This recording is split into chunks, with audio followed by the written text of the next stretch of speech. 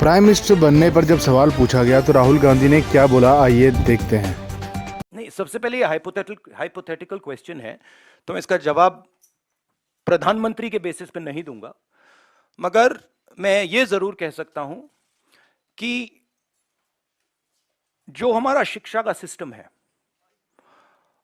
मैं पहले सोचता था कि ये इसमें स्ट्रक्चरल प्रॉब्लम्स हैं, मगर ये अपना काम कर रहा है। आज मैं सोचता हूं कि ये अपना काम ही नहीं कर रहा है। जो हम अपने बच्चों को विजन दे रहे हैं, जो उनका इमेजिनेशन है, जो हमें देना चाहिए, हम दे ही नहीं रहे। तो अगर आप, सबसे शॉकिंग चीज मैं आपको बताता हूं, मैं कन्याकुमारी से अब दिल्ली तक आया हूं। कितने 108 दिन हो गए। 108 दिन में मैंने हजारों बच्चों से बात की है, और हर बच्चे से मैंने पूछा है, तुम यूनिवर्सिटी के बाद, कॉलेज के बाद क्या करना चाहते हो। हजारों बच्चों से पूछा है, और मुझे सिर्फ 5 जवाब मिले। मतलब एक लड़की ने मुझे कहा कि मैं अपना छोटा बिजनेस चला रही हूं, और एक लड़के ने कहा कि मैं मैकेनिक बनना चाहता हूं।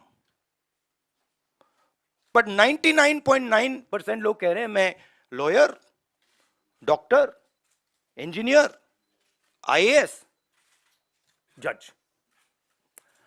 मतलब हमारा एजुकेशन सिस्टम हमारे बच्चों को कह रहा है कि जिंदगी में तुम्हारे पास 5 काम है, और रियलिटी ये है, रियलिटी सच्चाई ये है कि ये सब बच्चे इंजीनियर नहीं बन सकते, डॉक्टर नहीं बन सकते, लॉयर नहीं बन सकते। तो ये झूठ है। तो हम अपने बच्चों को झूठ बोल रहे हैं। मैं पूछता हूं, बच्चे आते हैं, कहते हैं क्या करना चाहते हो, आईएएस।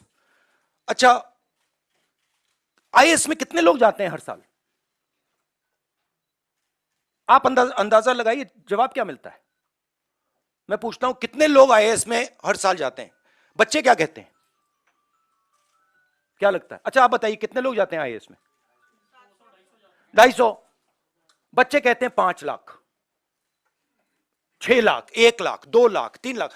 जब मैं उनको कहता हूं भाई 150 जाते हैं, 2-3 को मैंने गलती से कह दिया, एक लड़की को कह दिया, वो रोना शुरू कर दी कि देखिए हम उनको सही इमेजिनेशन ही नहीं दे रहे, हम उनको रास्ता ही नहीं दिखा रहे हैं। तो पहला काम जो एजुकेशन सिस्टम है, और ये टॉप डाउन,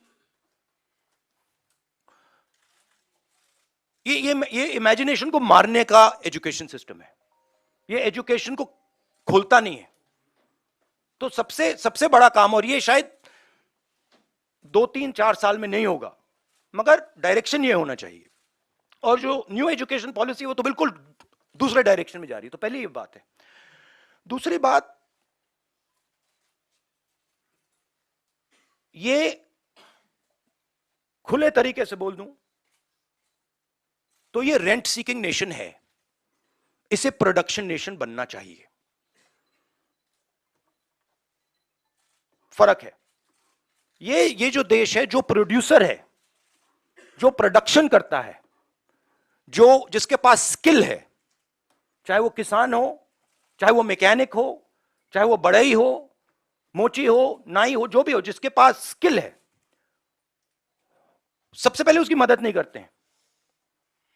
तो दूसरी बात, उसकी स्किल को डिस्ट्रॉय करने की कोशिश करते हैं, और उसको, मतलब जो उसकी स्ट्रेंथ है, उसको मार मार के उससे निकाल देते हैं, और बिना स्किल की रिस्पेक्ट किए यह देश कभी अपने युवाओं को रोजगार नहीं दे सकता है। सिंपल बात है।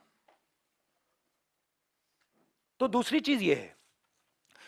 तीसरी चीज है कि, और ये मैं थोड़ा जो बॉर्डर पे हो रहा है उसके बारे में कहना चाहता हूं, जो देश में हिंसा है, नफरत है, केओस सा है, इसका असर, इसका इफेक्ट दूसरे देश देखते हैं और उसका फायदा उठाते हैं। हमारी जो कंफ्यूज्ड फॉरेन पॉलिसी है, जो एक प्रकार से event based non strategic foreign policy है, उससे हिंदुस्तान को जबरदस्त नुकसान हो रहा है और बहुत भारी चोट लगेगी। और मैं इसको दोहराता जाता हूं मगर कोई सुनता नहीं है। जैसे मैं कोविड के समय दोहरा रहा था कि भाई प्रॉब्लम आ रही है, कोई सुनता नहीं है। तो ये भी बहुत जरूरी चीज है।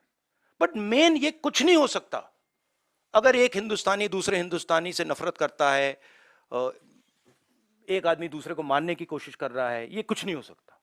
तो फाउंडेशन मोहब्बत, एकता, इज्जत, रिस्पेक्ट है।